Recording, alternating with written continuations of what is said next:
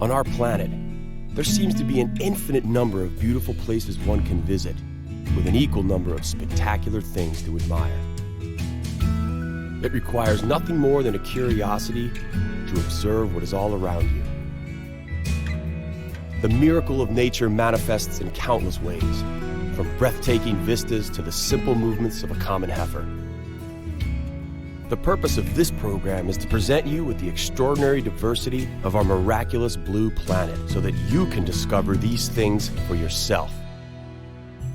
We set off on today's adventure in search of unusual miracles of nature in the Seychelles. In the island's rainforest, we will encounter some remarkable fauna and flora. We will continue to Mauritius. The symbol of Mauritius and of the cruel and inconsiderate colonization of Africa is the extinct dodo bird. We will conclude today's episode in the very heart of Africa, in the only place where mountain gorillas, close relatives to humans, live. The country is the Democratic Republic of Congo, and the province we shall visit is South Kivu.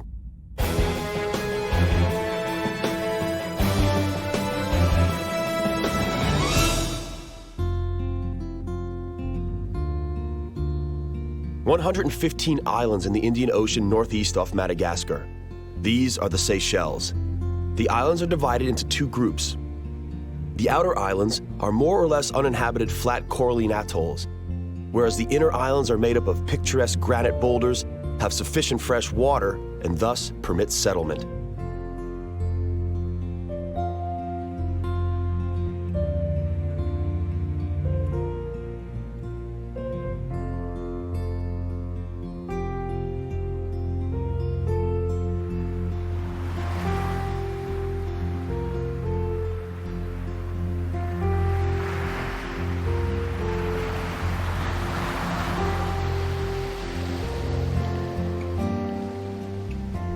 Even so, the Seychelles remained uninhabited for ages. Arab merchants of the Middle Ages knew of the islands. For Europe, they were discovered by the Portuguese at the onset of the 16th century. The very first colony was established by the French at the beginning of the 18th century, who named the islands after the French Minister of Finance at the time, Jean Moreau de Seychelles.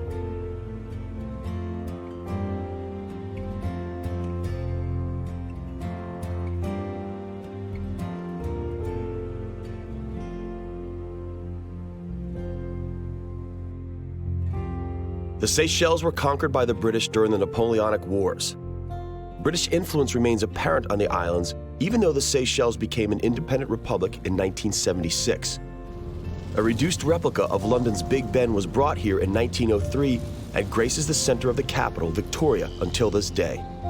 The largest island of the Seychelles archipelago is Mahé, with a population of some 80,000 people.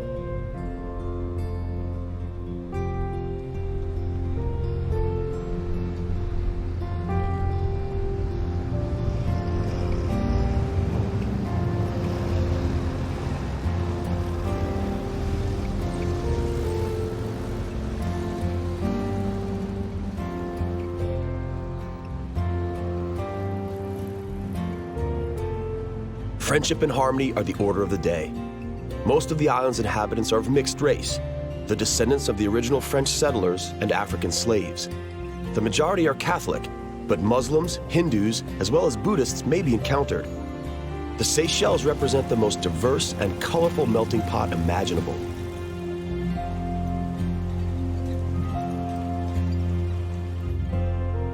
Everyone, without exception of nationality or religion, ends up at the ancient cemetery, where honorable sailors are buried alongside forgotten pirates, masters alongside servants.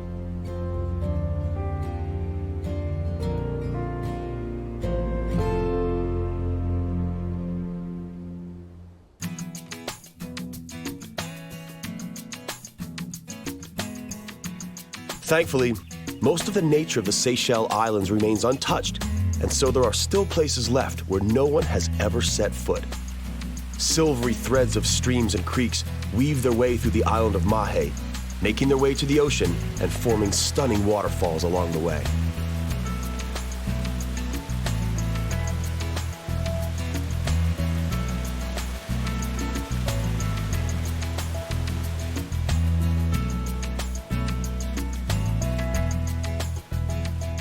Water is in abundance.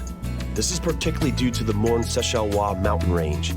Jutting steep and ragged 905 meters above sea level, it traps clouds passing overhead and thus causes the daily warm tropical rain showers, which were the only source of all fresh water on the island.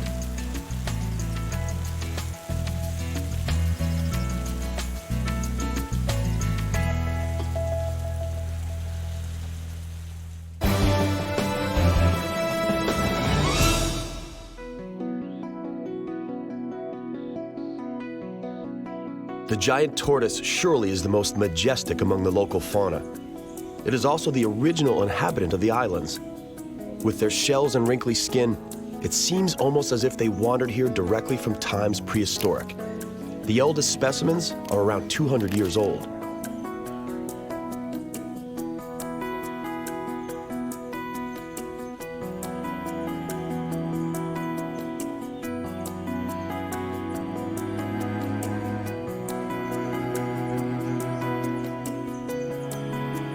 Carambola, also known as star fruit, is a local star-shaped fruit. While it looks tempting, it should not be consumed in large quantities, as the fruit contains oxalic acid, which may cause poisoning and kidney failure in the worst-case scenario.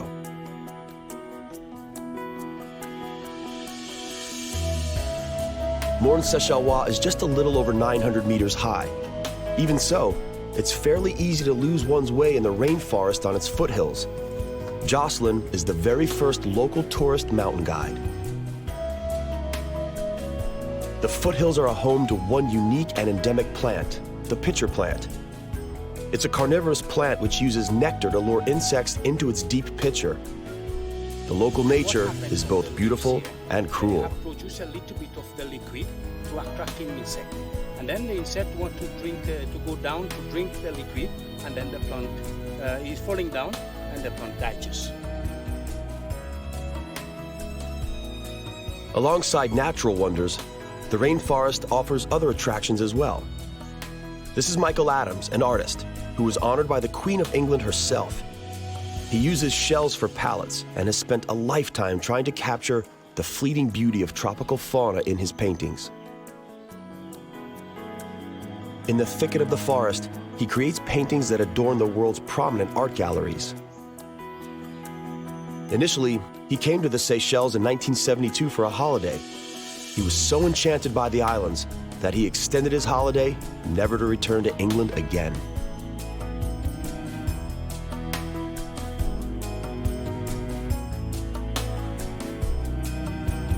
His studio offers the best of his 40-year career. He captures the fantastic local nature better than any of the kitsch postcards.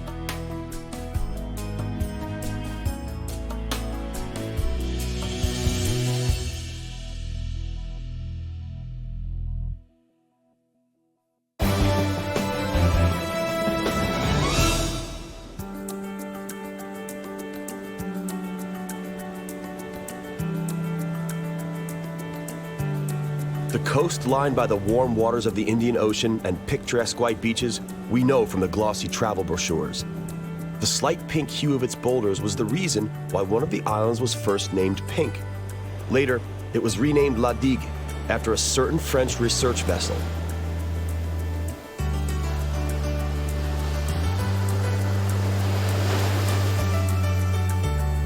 The ocean provides locals with sustenance in the form of seafood in all shapes and sizes. Sea life is so abundant that one can almost catch it with your bare hands. A net is more practical, although one must watch for sharks, as the larger ones could damage the net with their powerful bodies.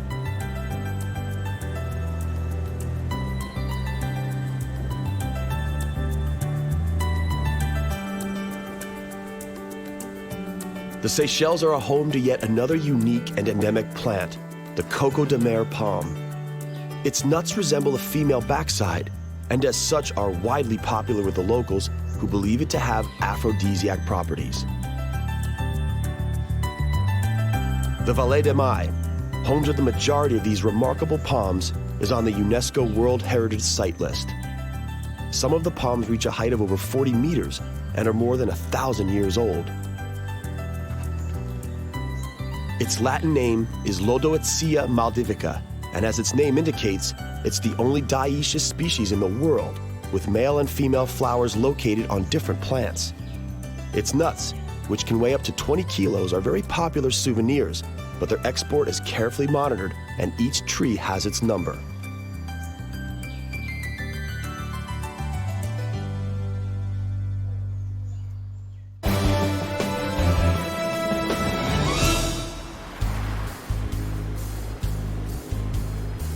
As was obvious from the visit to Michael Adams, the Seychelles climate favors not only lush vegetation, but also wild imagination.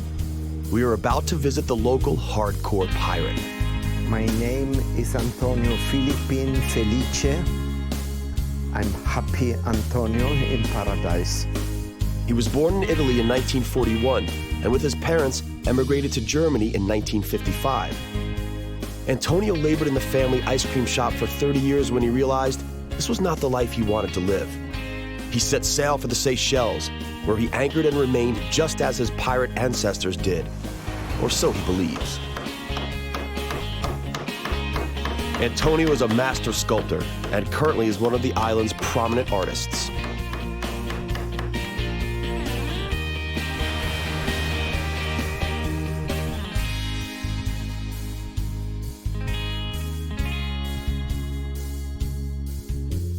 He is fittingly proud of his magical pirate abode with its weird yet cool gadgets, all of which he created himself, such as the pond directly in his living room.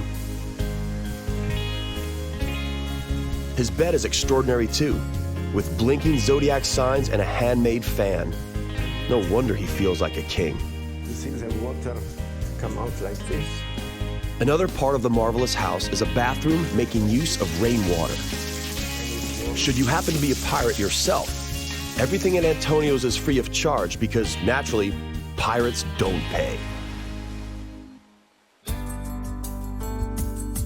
We end our journey through the Seychelles where we started it, in the capital, Victoria. The local market was established in 1840 and is a vibrant melting pot where Creole, French, and English are used as one, a reminder of the colonial past. Fresh fish, local spices, fruits, and vegetables are available daily.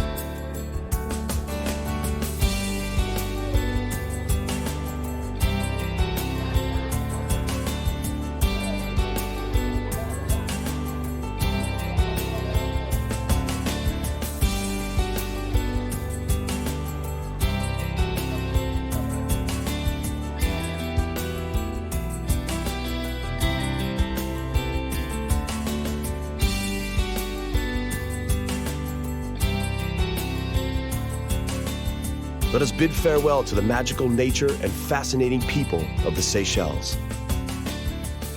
Mauritius awaits us.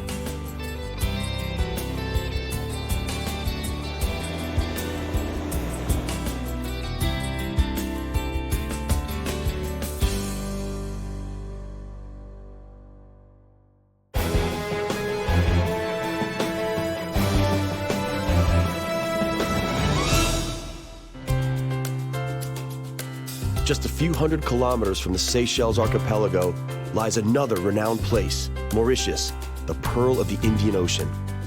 Its past is not unlike that of the Seychelles. It was known by Arabian seamen, and the Portuguese were the first Europeans to set foot on the island, but unlike the Seychelles, it was first colonized by the Dutch. The Dutch departed at the beginning of the 18th century, only to be replaced by the French, who were then replaced by the British during the Napoleonic Wars. Mauritius became an independent republic in 1968. English is the official language, a fact that is a constant reminder of the British rule. Creole, however, is the mother tongue to 80% of the local population and is a kind of phonetic French. Proper French is predominantly used in media. Chinese and many Indian dialects are also commonplace in Mauritius. 2/3 of the population are of Indian origin, and the remaining third are mostly mixed race.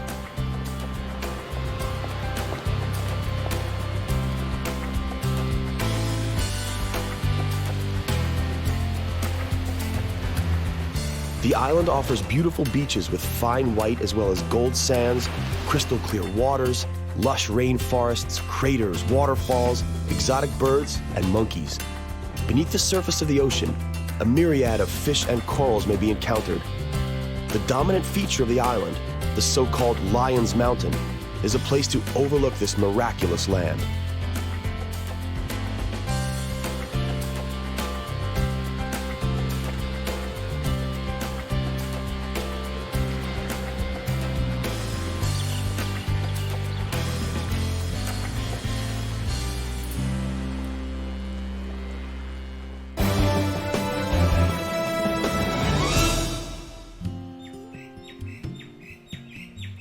A monument of national importance is the Pamplemousse Botanical Garden. Endangered endemic plants as well as fauna brought in from all over the world thrive in the shade of centuries-old trees upon 37 hectares of cultivated land.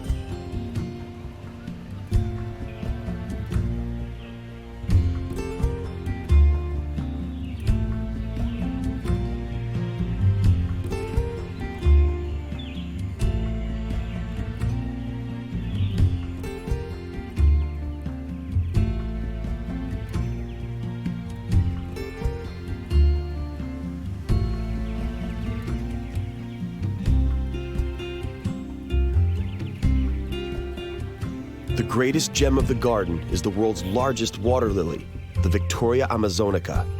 The typical leaf with its turned-up edge adorns just about every brochure on Mauritius. The giant leaves can measure up to 2 meters in diameter, and some can sustain a child above water. Pierre Poivre, a French biologist, still overlooks the garden. He established it an incredible 250 years ago.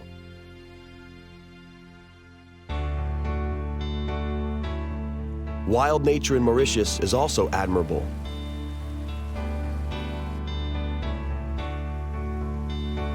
Similar to the Seychelles, Mauritius was also home to large species of tortoises, the giant tortoise and the radiated tortoise.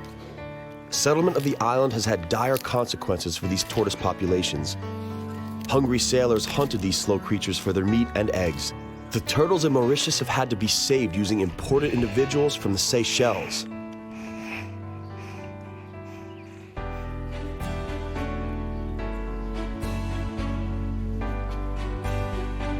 The swampy terrain is favored not only by tortoises, but by crocodiles as well. Hundreds of crocodiles are reared from newborns to great-grandparents at the La Vanille Crocodile Farm.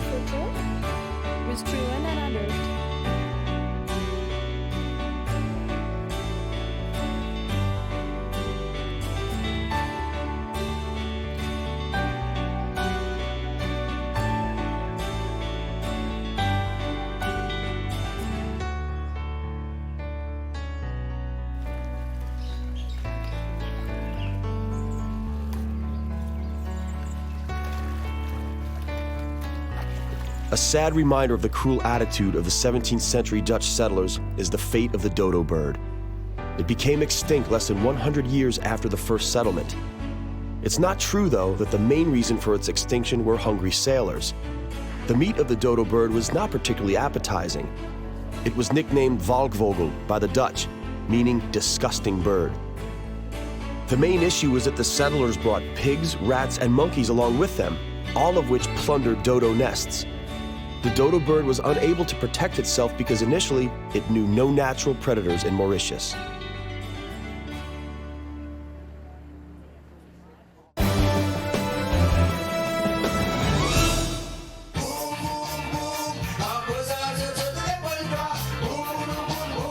Tiny hummingbirds watch the easygoing life on the lovely beaches.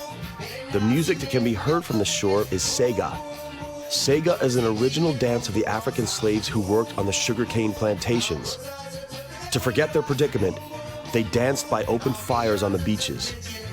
Today, Sega unites all islanders regardless of their religion or color, and through its temperament and sexuality, it expresses the lust of life of all Mauritians.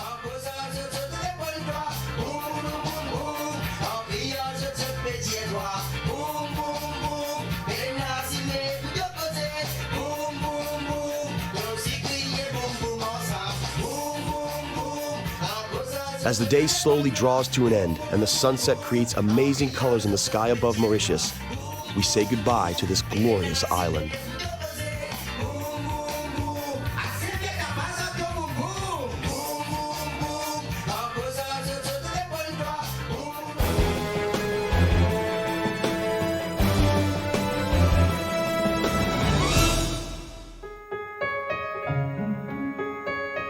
We sum up today's journey in search of the world's miracles in Central Africa, in one of the largest countries on the Black Continent. We are in the Democratic Republic of Congo, in the province known as Southern Kivu. Relentless jungle takes up almost 3/4 of the country's surface. It is here in Southern Kivu that we find the only population of mountain gorilla, an animal which, after the chimpanzee, is the closest related animal to the human being.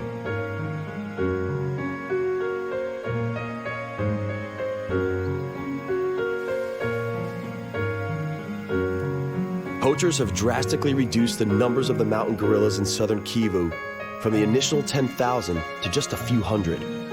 The park rangers now guard the park and its population anxiously.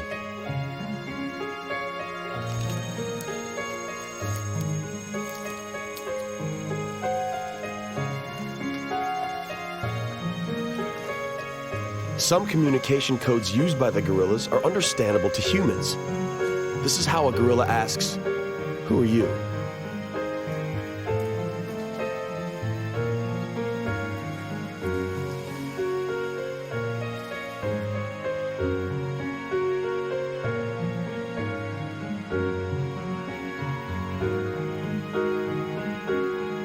Mountain gorillas live in groups of up to 30 members. This is the chief of the local gorilla clan. The park rangers call him Chimanuka.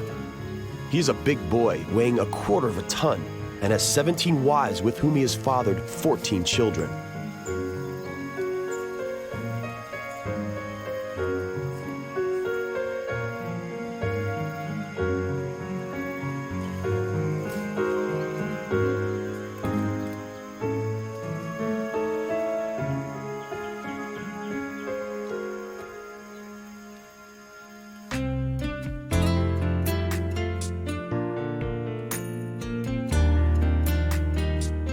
The jungle has yet another treasure in store. This one is the cause of many conflicts and civil wars that have recently afflicted Congo as well as neighboring Rwanda.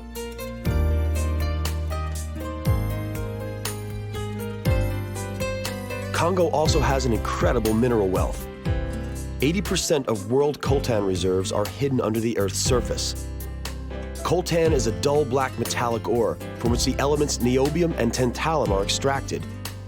Tantalum from coltan is used to manufacture electronic capacitors used in consumer electronics products such as mobile phones and computers.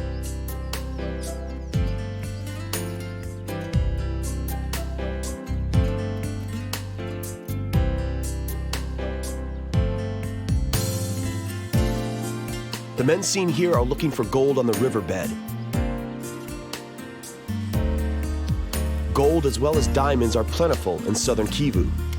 Despite the primitive techniques used, occasionally they are lucky and find a shiny gem or a bit of precious metal.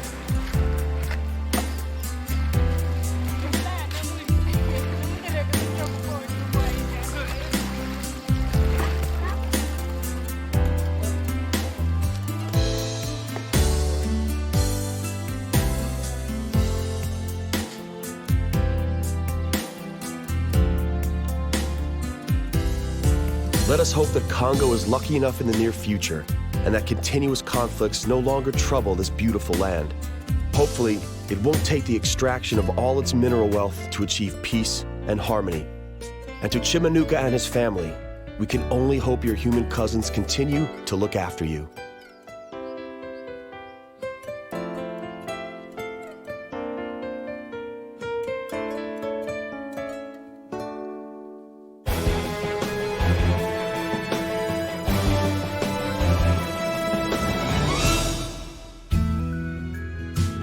Our journey to the miraculous nooks of our planet comes to an end for now. On the next exploration of our compelling and bountiful planet Earth, we'll visit South America.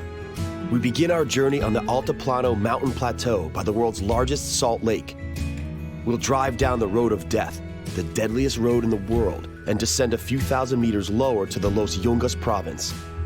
We'll complete our journey through Bolivia at the renowned Lake Titicaca, the world's highest navigable lake. That's all right here on Miracles of Nature. We hope you'll join us.